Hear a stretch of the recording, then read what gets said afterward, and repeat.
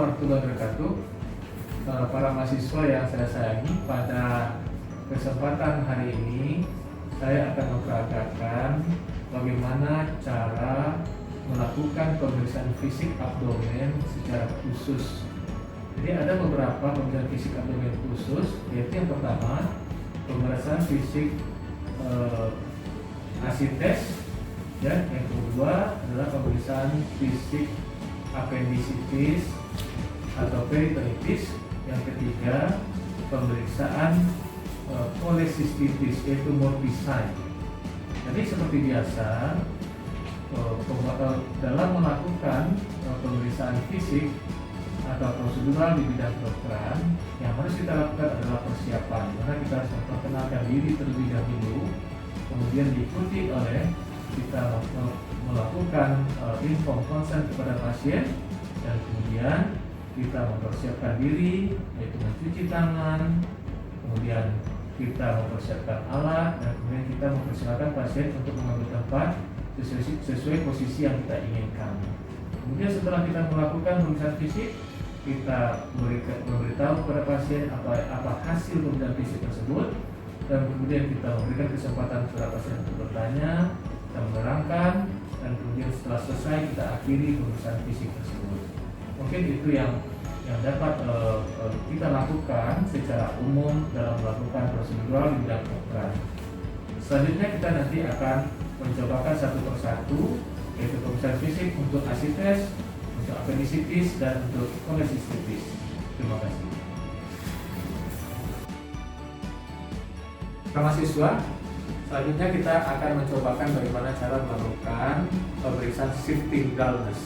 Jadi shifting dullness adalah pemeriksaan yang dilakukan untuk mengetahui adanya acid test di dalam atau cairan di dalam rongga abdomen, yaitu dengan cara perkusi. Nah, prinsipnya adalah ketika kita melakukan perkusi, yang kita cari adalah perubahan dari bunyi timpani, yaitu udara, ke bunyi peka. Nah, pada saat bunyi peka itu artinya cairan. Nah, ketika kita melakukan manuver memiringkan pasien ke arah yang berseberangan, maka akan terjadi perubahan bunyi, di mana bunyi yang tadinya peka akan berubah menjadi timpani, sedangkan bunyi timpani akan berubah menjadi peka. Kita akan contohkan seperti ini. Kita mulai perkusi dari daerah garis tengah abdomen di dekat umbilikus, kemudian kita perkusi ke arah medial seperti ini, ke arah lateral maksudnya.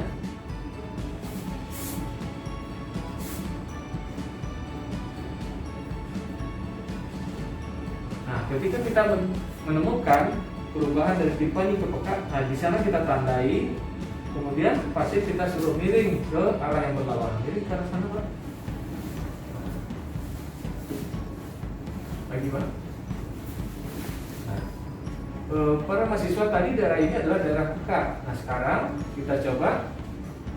Nah, sekarang menjadi timpani, artinya adalah daerah yang peka tadi, cairannya akan turun ke bagian bawah ke abdomen, ya, sehingga daerah peka menjadi timpani. Kemudian kita lakukan perkusi kembali ke arah sana, ya, sampai kita menemukan daerah peka kembali.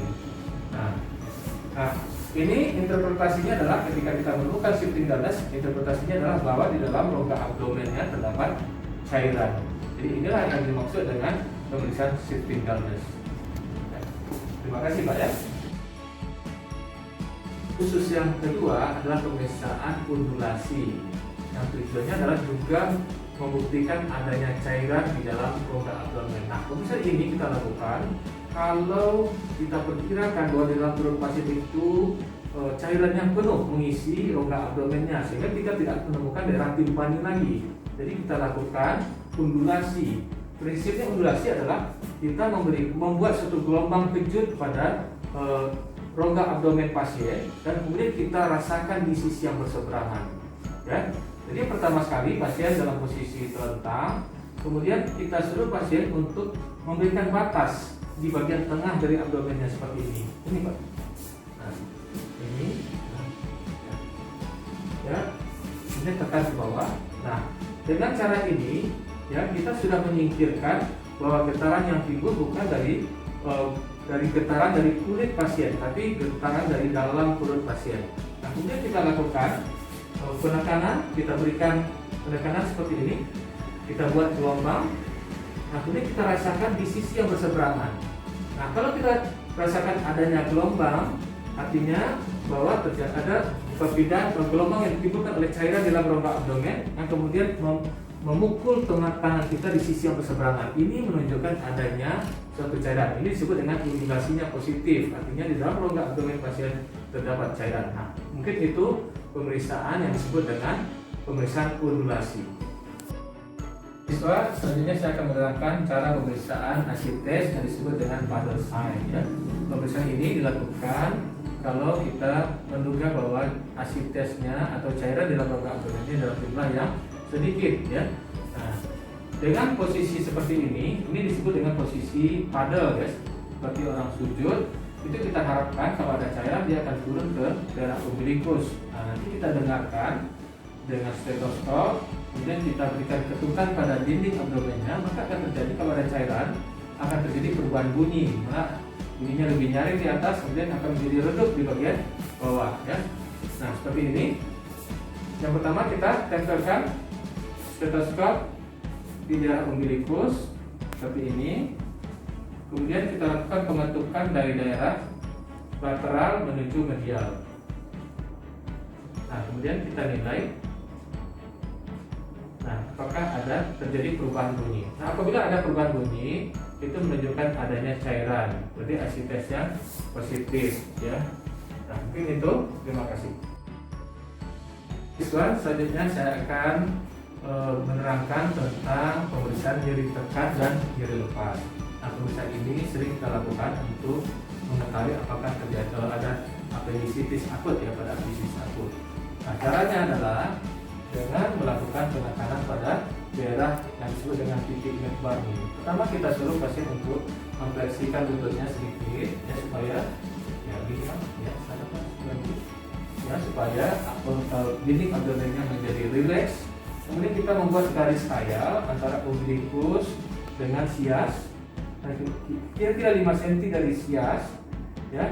Di situ kita lakukan penekanan atau sepertiga bagian, ya, dari sias, ya. Kalau kita bagi 3, nah sepertiga lateralnya di situ kita tekan, ya, pada titik McBurney namanya.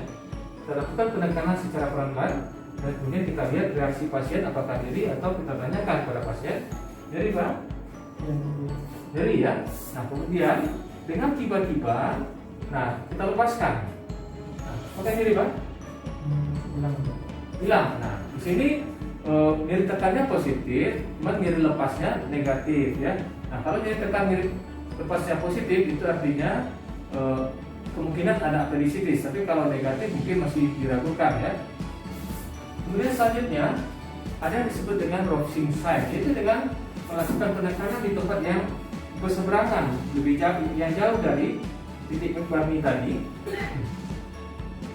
Kita tekan begini.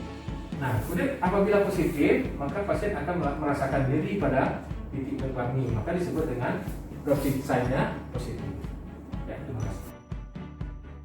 Para mahasiswa sekalian, selanjutnya saya akan menerangkan cara pemeriksaan iliopsoas sign, ya. Prinsipnya, ya, pemeriksaan ini kita mengkontraksikan, jadi kita membuat pasien mengkontraksikan otot muskulus iliopsoasnya. Nah, ketika otot itu berkontraksi, maka dia akan bersinggungan dengan appendixnya. Kalau ada appendicitis atau appendix yang berada, maka akan timbul nyeri di daerah McBurney-nya, ya. Jadi caranya seperti ini. Pertama, pasien berbaring telentang dengan tungkai lurus. Kemudian kita suruh pasien untuk mengangkat lurus tungkainya ke atas, dan kemudian kita berikan tahanan, ya. Angkat Pak. Nah, terus Pak, angkat. Nah, nyeri Pak? Iya.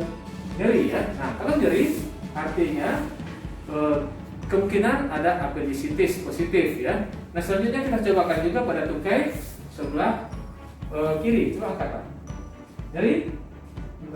Enggak, ya. Nah, ini normal tidak nyeri karena memang tidak ada apendisitis di daerah kiri, ya. Mungkin itu pemeriksaannya. Ya, terima kasih.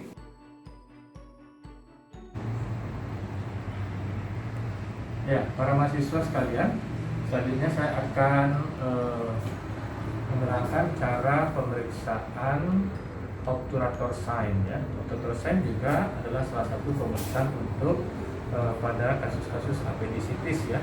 Caranya adalah pasien berbaring terlentang ya. Kemudian rangkaiannya kita angkat, kemudian kita tekuk 90 derajat seperti ini ya. Kemudian salah satu tangan kita pegang pergelangan tangannya, dan satu lagi memegang lututnya. Kemudian kita lakukan endorotasi seperti ini. Udah sakit kak? Sakit, di mana sakitnya? Nah, kalau ada apendisitis maka pasien akan merasakan sakit di daerah titik McBurney-nya. Nah, ya. Para mahasiswa sekalian, selanjutnya saya akan memperagakan pemeriksaan defense muskular. Harusnya pemeriksaan ini bisa kita lakukan sewaktu kita melakukan pemeriksaan umum tadi ya. Ketika kita melakukan palpasi, kita nilai apakah otot dinding perutnya mengalami ketegangan atau disebut dengan muscle rigid atau defense muskular. Ini biasa kita temukan pada pasien-pasien dengan peritonitis. Dan caranya kita suruh pasien untuk menekuk lututnya supaya perutnya menjadi lemas. Kemudian kita berikan palpasi seperti ini ya. Kemudian kita rasakan ya apakah dinding perutnya, otot-otot dinding perutnya tegang atau supel. Nah, normalnya supel, tapi pada peritonitis biasanya terjadi defense muskular dan disertai oleh nyeri. Nyeri, Pak? Tidak nyeri ya, ini karena pasiennya normal ya. Selanjutnya kita juga pada kasus-kasus apendisitis atau peritonitis juga ada hiperestesia pada kulit dinding perutnya. Jadi kita berikan cubitan ringan. Nah, kalau terjadi peritonitis biasanya pasien akan mengeluh nyeri yang pada kondisi normal itu tidak dirasakan oleh pasien. Mungkin itu tadi dua pemeriksaan lagi untuk pemeriksaan peritonitis. Ya, terima kasih. Para mahasiswa sekalian, selanjutnya saya akan menerangkan pemeriksaan Murphy sign ya. Murphy sign ini biasanya kita lakukan kalau kita mencurigai adanya kolesistitis atau peradangan pada kandung empedu ya. Kita tahu bahwa kandung empedu terletak di bawah hepas, di bawah diafragma, kemudian di sekitar di linea mid-clavicula. Nah, apabila pasien bernapas dalam, maka kandung empedu akan terdorong ke bawah. Nah, prinsip pemeriksaan ini kita melakukan penekanan di bawah arcus costarumnya, ya, persisnya di linea mid-clavicula. Kemudian sambil kita tekan, kita minta pasien untuk menarik napas dalam, sehingga dengan menarik napas dalam, maka kandung empedunya akan bersinggungan dengan jari kita sehingga akan menimbulkan nyeri. Nah, ini biasanya kita temukan pada pasien-pasien yang mengalami kolesistitis ya. Caranya adalah sebagai berikut: pasien berbaring telentang, kemudian kita minta pasien untuk menekuk lututnya ya supaya perutnya rileks ya.